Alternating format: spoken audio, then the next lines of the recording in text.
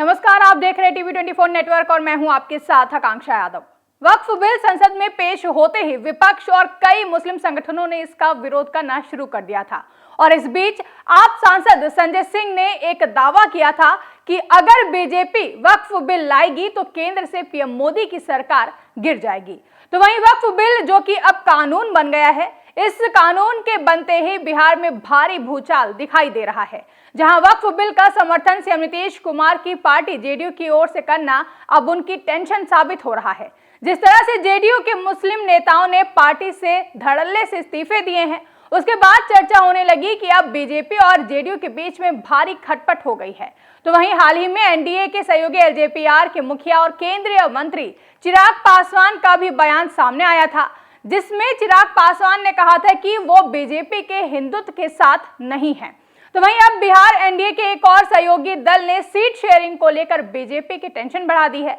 जिसके बाद कहा जाने लगा है कि बिहार में अब ये गठबंधन टूट भी सकता है, क्योंकि शायद बिहार में एनडीए के सहयोगी दलों को अंदाजा लग गया है कि वक्फ बिल का समर्थन करने के बाद जो टूट जेडीयू में देखने को मिली वो शायद उनकी पार्टी में भी देखने को मिल सकती है। और आगामी बिहार विधानसभा चुनाव से पहले जो नाराजगी इस वक्त बिहार के मुसलमानों में देखने को मिल रही है, उसका खामियाजा आगामी चुनाव के नतीजों में भी देखने को मिल सकता है, जिसकी वजह से बिहार की राजनीतिक गलियारों में चर्चा है कि यही वजह है कि बिहार में एनडीए के सहयोगी दल उसे तल्ख तेवर दिखा रहे हैं और अब तो अपने दम पर ही आगामी बिहार विधानसभा चुनाव को लेकर दम भरते हुए भी देखे जा रहे हैं। दरअसल 243 विधानसभा सीटों वाले बिहार में चुनाव होने में अभी 5 से 6 महीने का वक्त बचा हुआ है, लेकिन चुनाव को लेकर सभी पार्टियां अपने अपने स्तर से तैयारियों में जुट गई हैं। पार्टियों में फिलहाल सीट बंटवारे या उम्मीदवारों के नामों की घोषणाओं को लेकर कोई निर्णय नहीं लिया जा रहा है, लेकिन इसी बीच केंद्रीय मंत्री और हिंदुस्तान अवाम मोर्चा के प्रमुख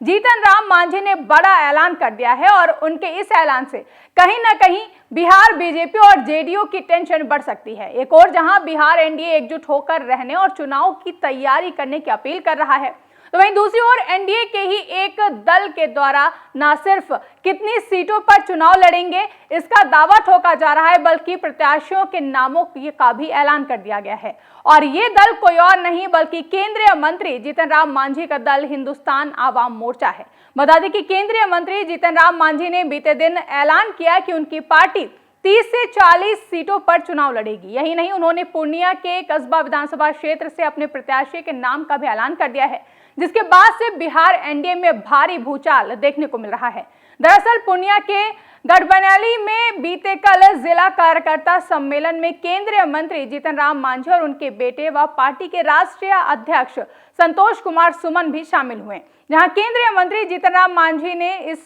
दौरान दावा किया कि आगामी बिहार विधानसभा चुनाव में कम से कम 30 से 40 सीटों पर पार्टी अपना उम्मीदवार खड़ा करेगी। मीडिया से बात करते हुए केंद्रीय मंत्री जीतन राम मांझी ने कहा कि जब बिहार में हमारी पार्टी 30 से 40 सीटों पर चुनाव लड़ेगी तो निश्चित है कि 20 सीटें जीत कर आएंगे। साथ ही केंद्रीय मंत्री जीतन राम मांझी ने स्पष्ट किया कि कसबा विधानसभा सीट पर हम पार्टी का दावा बरकरार रहेगा और पार्टी के जिलाध्यक्ष राजेंद्र यादव ही यहां के उम्मीदवार होंगे। जीतन राम मांझी ने कहा कि हमें अपना अधिकार मिल सके उसके लिए राजनीतिक ताकत चाहिए। बता दें कि मांझी का लक्ष्य है कि इस बार उनकी पार्टी से 20 विधायक चुने जाएं, ताकि गरीबों की जो बात मजबूती से रखी जा सकती है उसको और भी ज्यादा मजबूती से रखी जा सके। इसलिए 30 से 40 सीटों पर उनकी पार्टी दावा ठोकेगी। बता दें कि इससे पहले भी दिल्ली में टिकट नहीं मिलने से वो बीजेपी के खिलाफ आग बबूला हो गए थे और मीडिया के सामने खुलेआम ऐसी बात कह दी थी जिसे एनडीए खेमे के लिए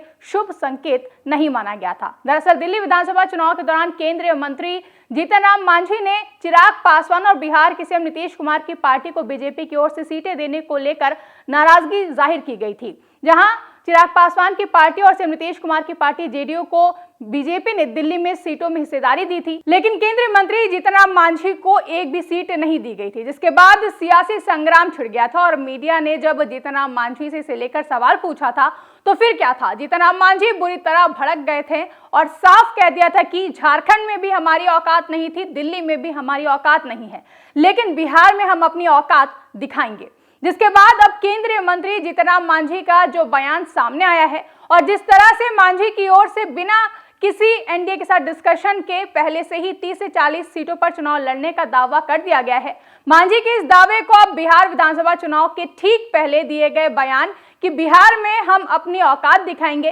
इस बयान से जोड़कर देखा जा रहा है कि क्या सच में केंद्रीय मंत्री जीतन राम मांझी बिहार में होने वाले विधानसभा चुनाव में एनडीए के लिए चुनौती बनकर सामने आएंगे और क्या जीतन राम मांझी बिहार चुनाव में अपनी पार्टी की ताकत को दिखाने के लिए पूरी तरह से तैयार हैं। बता दें कि बिहार की 243 विधानसभा सीटों पर अक्टूबर-नवंबर तक चुनाव होने की संभावना जताई जा रही है। हालांकि अभी तक चुनाव आयोग की ओर से किसी भी तरह की कोई भी आधिकारिक घोषणा नहीं की गई है। फिलहाल केंद्रीय मंत्री के इस बयान ने बिहार एनडीए नेताओं की टेंशन बढ़ा दी है, जिसके बाद सवाल ये उठता है कि बीजेपी बिहार की सत्ता पर काबिज होने का जो सपना देख रही है, क्या वो सपना पूरा होगा और क्या आगामी बिहार विधानसभा चुनाव से पहले एनडीए टूट जाएगा? आपको क्या लगता है? कमेंट करके हमें जरूर बताएं। साथ ही ऐसी तमाम बड़ी खबरों के लिए आप देखते रहें टीवी 24 नेटवर्क।